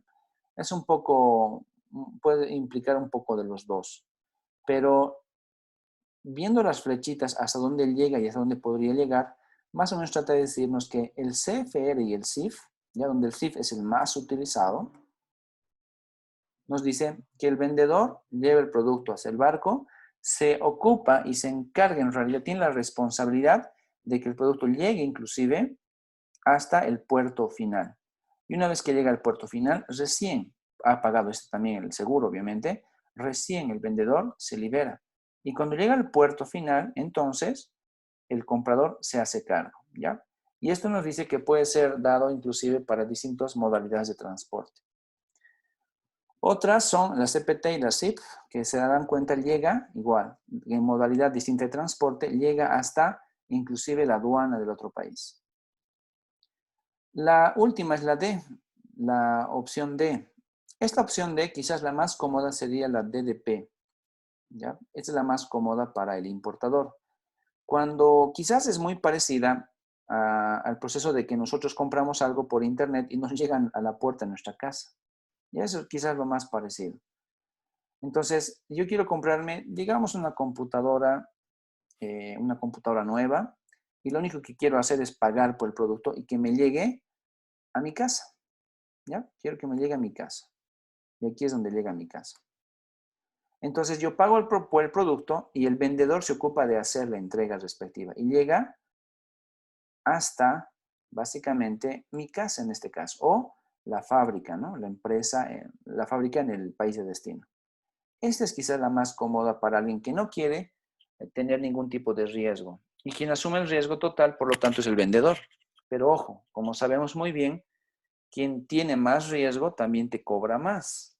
Entonces, es la más cómoda para mí como comprador, pero también es la más cara, porque tengo que pagar por todo esto, luego pago por el transporte, luego pago por todo esto.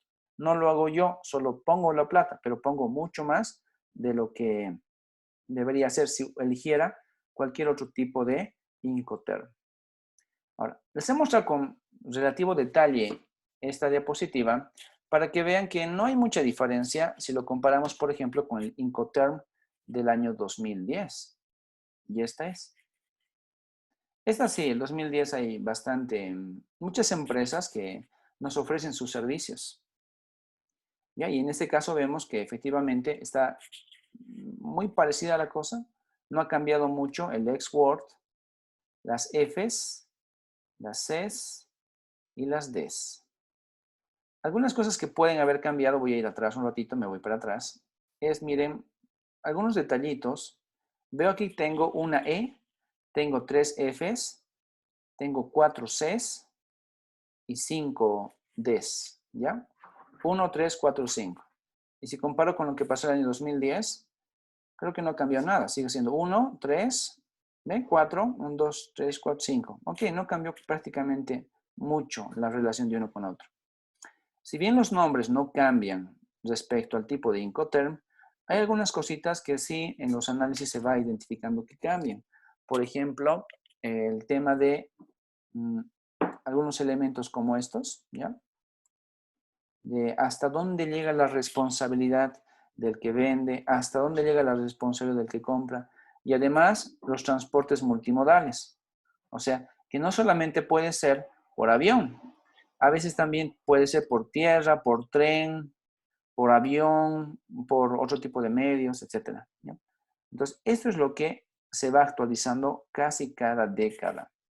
Antes del 2000, claro, hubo un tiempo un poquito más largo que se tuvo que analizar las cosas. Pero este es el año lo del 2010. Lo que sí vamos a analizar punto por punto para ver lo que cambió y lo que se mejoró es el 2020. Es el Incoterm 2020. Salió hace no mucho. No se difundió mucho, lastimosamente, justo por los problemas que hemos tenido. Pero vean el análisis. ¿Ya? Aquí tengo una E. ¿Ya? Y está diferenciado, transporte marítimo y transporte no marítimo. Ahí van la F, una F, dos Fs 3 Fs. Luego las Cs, una C, 2 Cs, 3 Cs, 4 Cs. Y las Ds eran 5, ¿se acuerdan? Ahora solo son 3. Bien, entonces ya sé que ha cambiado. En los 5 terms presentados antes, teníamos un XWord de 3 Fs, 4 Cs y 5 Ds. Aquí casi se ha mantenido, excepto por las Ds, ¿no? Entre las Ds son lo que han cambiado. Y para ir revisando otra vez lo mismo, si pueden ver esta diapositiva o quizás la anterior, en todos los casos siempre la discusión entre el que vende y el que compra. ¿Quién asume la responsabilidad de la compra-venta? Y mientras mayor sea el tamaño de la flecha verde, quiere decir que la responsabilidad es mayor del vendedor y se espera un precio mayor por el producto. Y si la flecha naranja es la más larga, entonces se espera ahí más bien que el precio de compra sea más bajo, pero la otra cara de la moneda es que la responsabilidad la tiene solamente el comprador. Esos 5 terms, chicos, entonces, aquí, bueno, nos pone la diferencia entre los dos grupos, pero lo vamos a ir viendo con mayor soltura. Aquí no se nota muy bien. En el manual que les he pasado en PDF. Y aquí empezamos con toda la definición de lo que significa Incoterms. Pero bueno, hasta aquí, chicos. Esa es la introducción. Luego vamos a analizar Incoterm por Incoterm. ¿Ya? Eso va a ser bastante más largo. Chicos, ¿hasta aquí alguna pregunta, comentario? Comentario sobre todo. Algo que quieran comentar.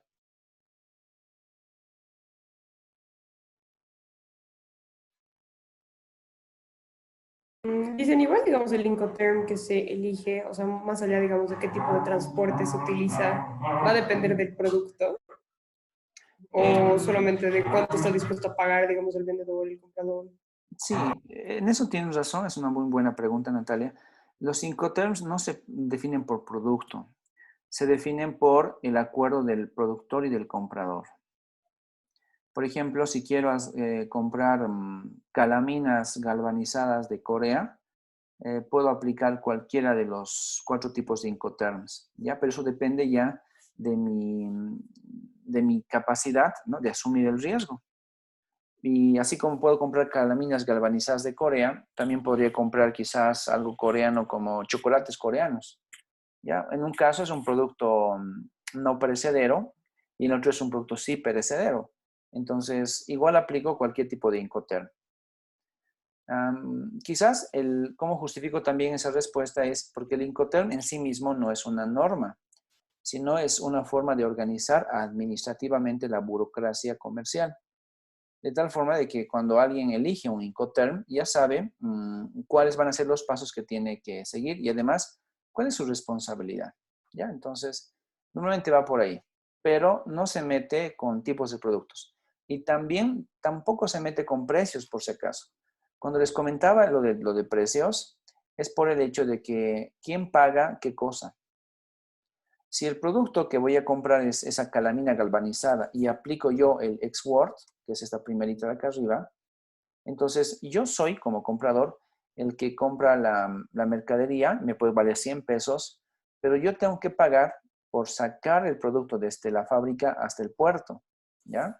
Saco el producto, digamos, en un camión y paso por la aduana hasta el puerto. Yo me encargo de pagar todo eso. Entonces, obviamente, el producto ha sido más barato, ¿ya? El Incoterm no busca definir precios, pero la relación comercial sí me permite hablar de precios. Aquí he pagado 100 pesos por la calamina galvanizada, pero yo he pagado el transporte, ¿ya? 10 pesos, digamos. Yo he pagado los impuestos, otros 10 pesos. Yo he pagado a los estibadores, a los que van a cargar el producto, otros 10 pesos. ¿Ok? ¿Cuánto me ha salido? Hasta aquí 130.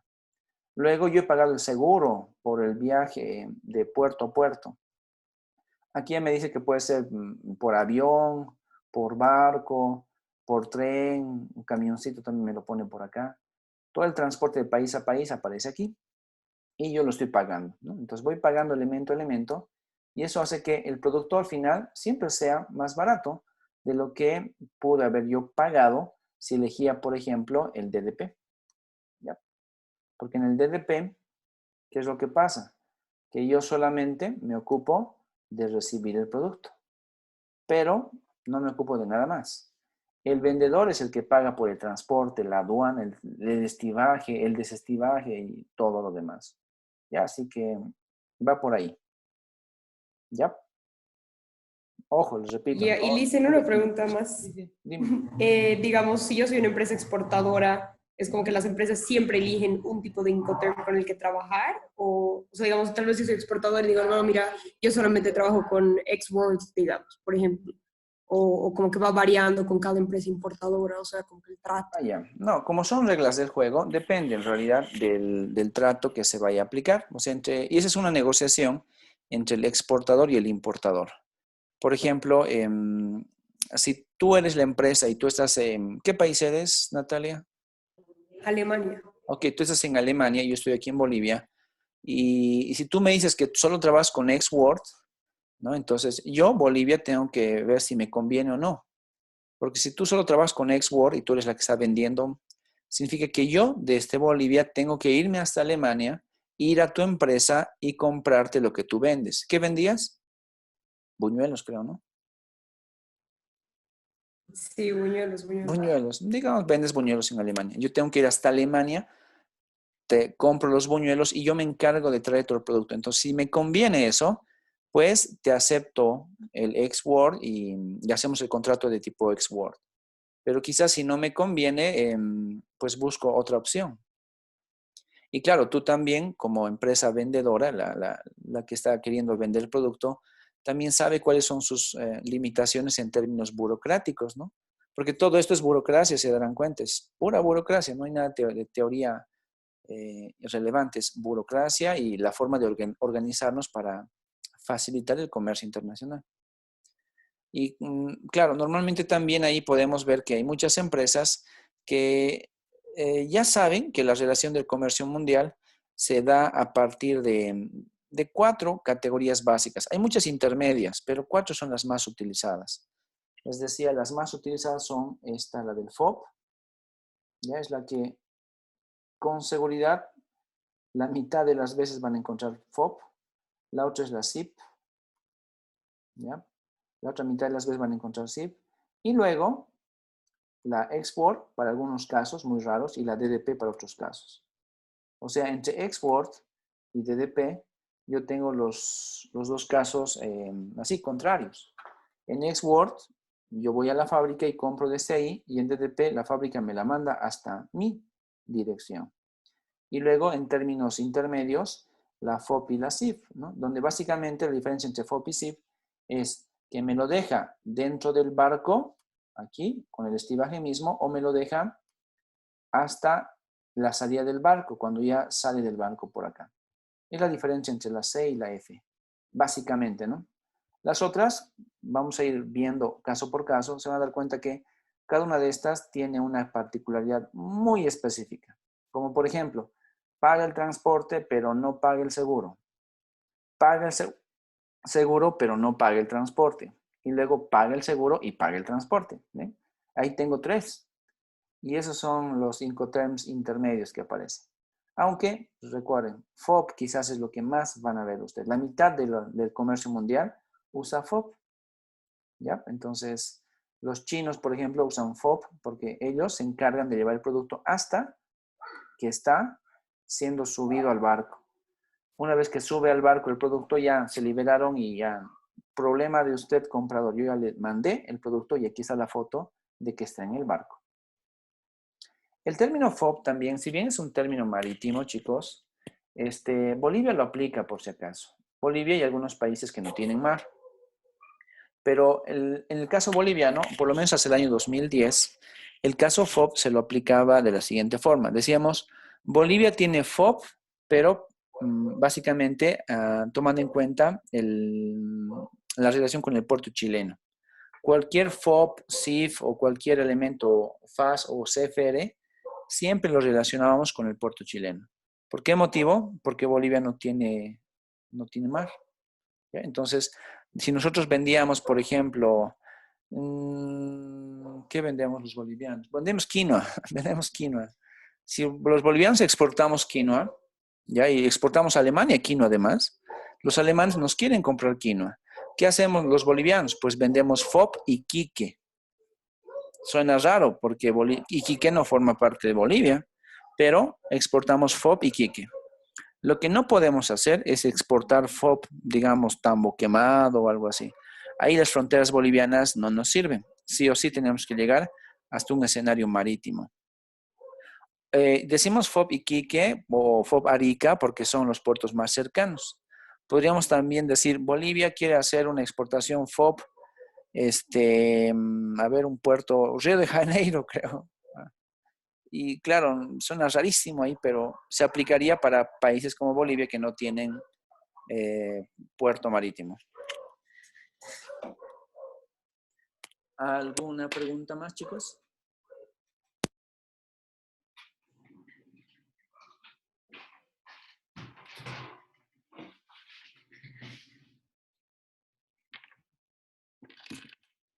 ¿Preguntas, jóvenes?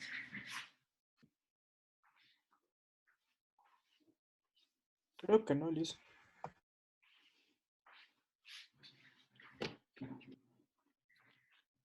Ok. A ver, estaba cerrando mi ventana. Nos vamos a ir entonces, chicos, a la partecita esta del otro documento.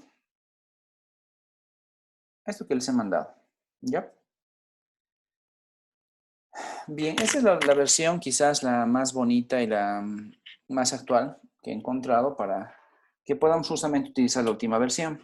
Ese es un manualcito que he hecho por una empresa, porque normalmente esas empresas son las que promocionan este tipo de los Incoterms, ¿ya? O sea, no lo hace el gobierno, eso quiero que entiendan. El Incoterm no es responsabilidad, ni siquiera le interesa al gobierno, solo sabe que existe, porque es un entorno más de tipo privado, ¿ya? ¿Se acuerdan la explicación entre la OMC y la Cámara de Comercio? La OMC es del gobierno y la Cámara de Comercio es de los empresarios. Esto, bueno, más bien es una cartilla bastante chiquita, ¿ya? Que les da información sobre los Incoterms. Les voy a pedir, por favor, que así como hoy Nicolás y Nicole nos ayudaron con alguna descripción de las primeras hojas y lo más importante, los Incoterms, les voy a pedir que hagan lo mismo, lean por favor esto, ¿ya? Porque vamos a discutir la siguiente clase. Ahí está, ¿ya? Vamos a discutir sobre todo estos elementos, los conceptos básicos. Ya les voy a preguntar qué es lo que opinan y qué les parece bien, qué les parece mal, lo bueno y lo malo, lo que sea sobre los X-Words, ¿ya? Entonces voy a necesitar que ustedes participen. Y la forma de ir verificando cómo vamos a revisar es que vamos a utilizar sobre todo este orden, ¿ya? Ahí está. Aquí nos dicen en X-Word, ¿no? ¿Qué es lo que hace el vendedor y qué es lo que hace el comprador? ¿Ya?